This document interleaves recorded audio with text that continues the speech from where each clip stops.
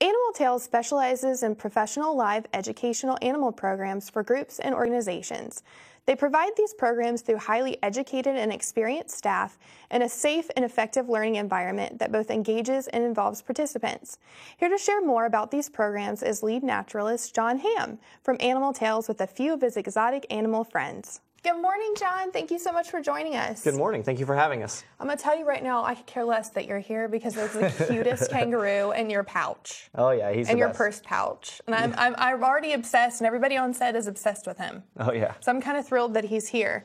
But I want to know a little bit about you so we can move on to the cool stuff. No, I'm just kidding. Oh, yeah. But tell us a little bit about you and how you got involved with this company called Animal Tales. Animal Tales is an educational program for schools, libraries, special events, birthday parties, and we actually started about 5 years ago. My old curator from the Birmingham Zoo called me up, and he had moved back to raise his family in Kentucky and missed working with animals and said, well, I'd like to start a presentation business where we take what we did at the zoo and take it to schools and libraries and let people be able to see that in person. So it sounded like a good idea, and so we started up 5 years ago, and we did over 1,200 presentations last year in over 14 states. It's so exciting. I am really jealous of your job, I have to tell you. I really am. So you kind of mentioned already what Animal Tales' purpose is, so let's get right into it. Can you introduce us to this cute little kangaroo you've got in your pouch? Well, this is Max. Max is a red kangaroo. He's about 5 months old right now, and red kangaroos are the largest of the kangaroo species, so he will get this tall when he's full grown. No. Yes, they're very, very large animals. We have Max temporarily. We're just going to have him for a few months. He'll be in our summer presentation this year, and then he'll be out through parts of next year, and then able to get people more interested in Animal Tales and seeing these animals and learning about them. So what happens? He's living with you now, right? Yes, he's my baby. I do have animal building where I keep all of my animals, but at times there's some animals that require a little bit more attention, Sure. i.e. kangaroo. He requires bottle feeding every 4 hours, diaper changing, and yes, and he does have a lot diaper of training. on in there. Yes, he does have the diaper on in there. It is a tremendous amount of work. It's not your normal pet animal that you would have as a pet. We're USDA licensed and Fish and Wildlife licensed to make sure that we have all the proper paperwork to have this guy. So is he going to be in a zoo at his next stop? Yes, most likely. We've had a kangaroo in the past that went to a zoo up in Georgia. We've had many of our animals are actually spread out throughout the U.S. in different zoos. Cool. So why are kangaroos just so awesome? It's the cuteness factor. I think so too. It's the big eyes and I don't know. Just he's kind of fluffy. Of all the I don't know. I animals- never thought kangaroos were fluffy. Yeah, of all the he's animals kind of I've ever worked with, I've never seen anything have such an impact like a kangaroo. I Yeah. could say I could bring 100 animals to your presentation, and then I'd say, or a kangaroo, and they said, bring the kangaroo. Yeah. Well, when you talk about exotic animals, you think kangaroo, Australia, or something like that. You don't really think about Pensacola. Like you could have a kangaroo in Pensacola outside the zoo, you know? And seeing one in person, this close up is what really Yeah. blows people away and inspires them. Yeah. So you have some other animals. So I'm ready to take on Max. Yeah, I'm going to take you. You're going to be responsible for Max now. This is Woohoo! There you go. You got him? Yeah, I think so. All right, and we're going to move on to our Does he next look like animal. he likes me? He looks perfect. Yeah, that's his. I don't care. Look, we're gonna move on to our next animal, and our next animal is in our reptile show, which this is an example of a non-reptile. We like to talk about the difference between reptiles and amphibians. Ooh. And to start that, we use this guy. That thing is huge. And this is Jabba. Jabba the Hutt. Yes, exactly. That's the Hutt. Yeah. And Jabba is an African bullfrog, and they are Wow. the second largest frogs in the world. So does he eat a lot, or it's just how he was As you can tell, born? he eats a whole lot. Yeah, he eats everything he can fit into his mouth. So as soon as anything comes by that mouth, they'll strike out and eat it. Yeah. They actually do something pretty unique when they eat their food, and they actually use their eyes to help push their food down because they don't have the throat Really? muscles like we do. So he actually uses those eyes to right down. That is crazy. And also, as you saw, whenever he puts those eyes in, see that little clear eyelid there that pops up? Those clear eyelids are called nictitating membranes and actually protects their eyelid. All That is- reptiles have them, amphibians, birds have them to protect their eyes. Okay, I have to point out that Max here is eating my hair. The hair is not hay. He loves hair, by the way. He likes tasting it is what he's doing. That's okay. We've bonded. He can eat my hair. So what else can you tell us about this ginormous frog? Jabba here, when they're full grown, they actually get about the size of a dinner plate. So he'll actually get about this big around when he's full grown. And Normally, when they're younger, they'll hop a lot. They'll hop 2, 3, 4 feet away to safety. Once they're full grown, not so much. They find a good spot, they nestle down into the mud, and they kind of hide all of their bodies other than the tops of their head. That way they can strike out, grab their prey. Now, the unique thing about these frogs is that actually the males make pretty good parents. In a pool of tadpoles, these guys will actually stand by and protect them. And there's actually been some footage where there was a pool that was draining down, and these frogs came up, dug out a canal, so that way the tadpoles could flow back into the big pool to save all the tadpoles. So this is not a frog you would find in your backyard. No. We do have an American bullfrog that's found here. Right, but probably not as large as this one. They get pretty close. Really? No, yeah, they get pretty close. They're a little bit thinner, but they get pretty big. Cool. Yeah. Okay, Max. Look, I know we've become besties, but what's going on here? All right, Steve, you want to come take Max? I'm going to let Steve take over Max. I know, It's he's so cute. nice to meet you, buddy. Got him. And we're going to move on to some of our creepier animals. Yes. Now, what is your general response to some of these animals that are slimy and creepy? Of course, you just saw the aw animal. Every time I bring him out, aw.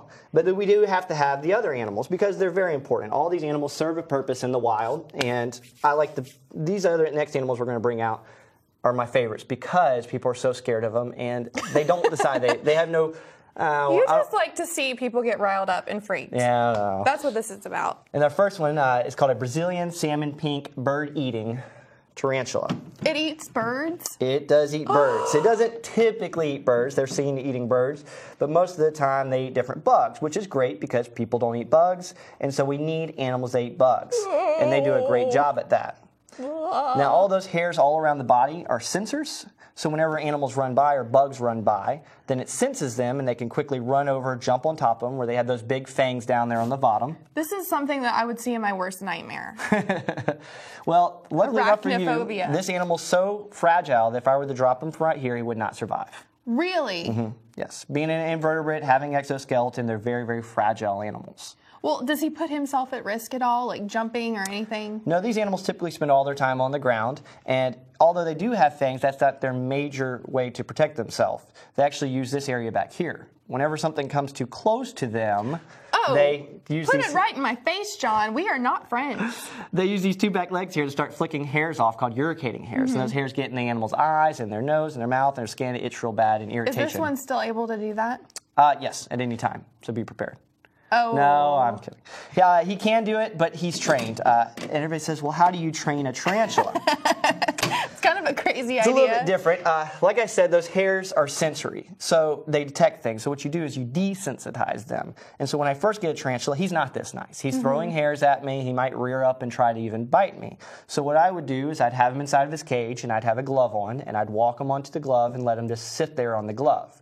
After a while of doing that, then I would start trying to move him around a little bit, and then the next stage would be walk around the room and talk to myself for half an hour. And that's the last part of the training.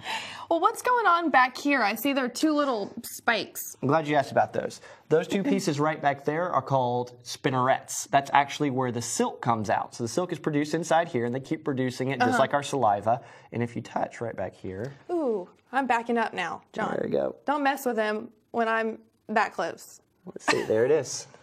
That see is the silk? crazy. It's going to be really hard to see, but there's that thin layer of skin. And it comes out in multiple strands, and it kind of all ties together. And what they do is as they walk along, they'll actually take those spinnerets, and they'll tap the ground behind them and drop that silk down. Okay. I'm moving my And there paper. it goes right there. See how he's dropping them right there? And that's how they drop down the cigarette. Silk. Spinnerets. Wow. I mean, as crazy and creepy as he looks, he's a really neat creature. Yeah, he's creepy, and our next one's just as creepy. This animal or the next animal are the two that freak the most people out, and that's Please why I don't like tell to me take you have them. a cockroach, John. I can't handle. No roaches. We do have some, but I don't have any here today. These two animals that I have, every time I bring them out, everybody immediately reacts in fear, and I believe it's due to not being as educated about them. Right. You don't want.